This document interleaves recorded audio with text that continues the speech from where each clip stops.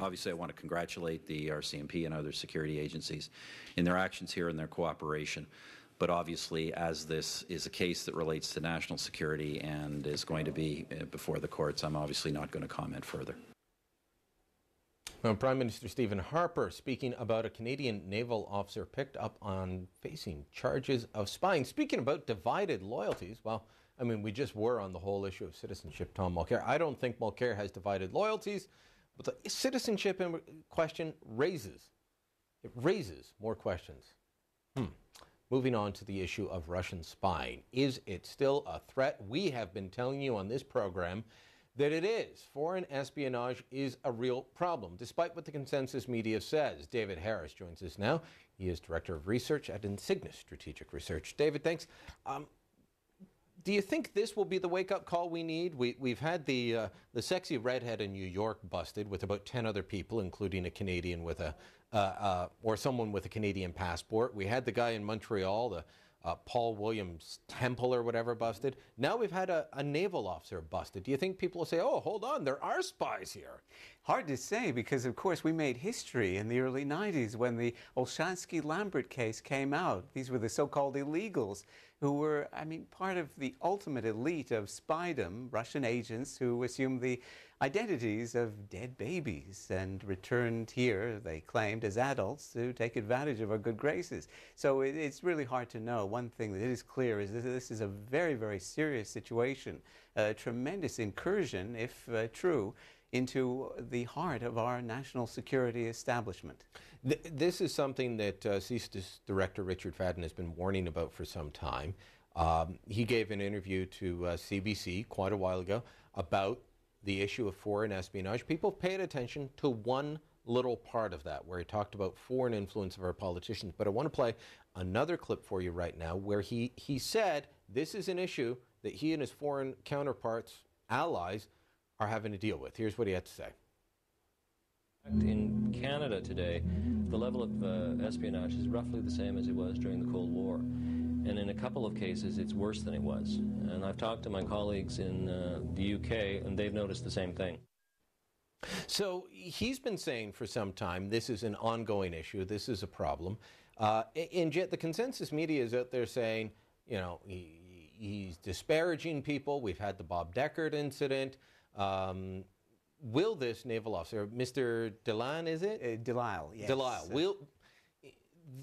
How much do we have to worry about him releasing military secrets and our allies saying, you're not getting any more? Or are they all facing the same problem?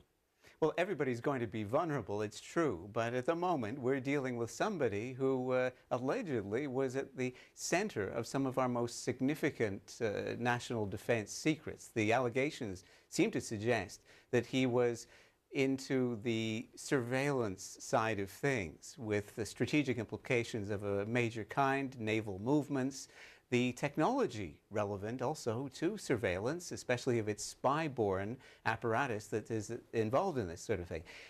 There's cooperation between, of course, the various armed services here. So people in those sorts of positions tend to have some insight into what our allies are about, their capabilities and so on. So the whole package amounts to the sort of thing that might cause some of our allies, including the United States, to wonder how reliable we are. A couple of things that I think they might be looking for. Maybe you can shed more insight. One, they might be looking for not so much Canadian naval movements, because our Navy is limited, but more what we're doing with the Americans. I think that they'd be looking for that. But two, also the issue of Arctic sovereignty, because the Americans, ourselves, the Russians, the Danes, all trying to map out the Arctic and who owns the Arctic seabed. And Russia is cooperating with this UN convention of trying to map it out. But they're also being very aggressive as well. And I think they want to know exactly what Canada knows, what Canada says, so that they can push forward and have the UN decide in their favor on who owns what under the Arctic Sea. Well, that's it. And you can even have scuttlebutt going around, of course, relevant specialty areas of the military relating to negotiations, fallback positions, that kind of thing, because naturally enough, the military are often consulted about what those positions should be. If the Russians, on the other hand, or anybody else could get advanced information on that, they can redefine their own strategic interests and their further influence operations and further penetration efforts in advance of exactly those kinds of moments. So there's a great deal involved. Another feature that is often missed but is valuable to consider has to do with the obvious fact that if you're working on the secret side, you're working with a lot of people on the secret side. They can have at least as much insight and access as you, and you may have some idea through gossip or other things about their personal vulnerabilities, and that can then place them in an increasingly vulnerable position vis-a-vis possible pitches, overtures, and recruitment. And in the end, you therefore have quite considerable vistas for overall expanded penetration by the Russians or whomever else of the Canadian defence infrastructure. The dangers of a mole on the inside. David Harris, thanks so much for joining us.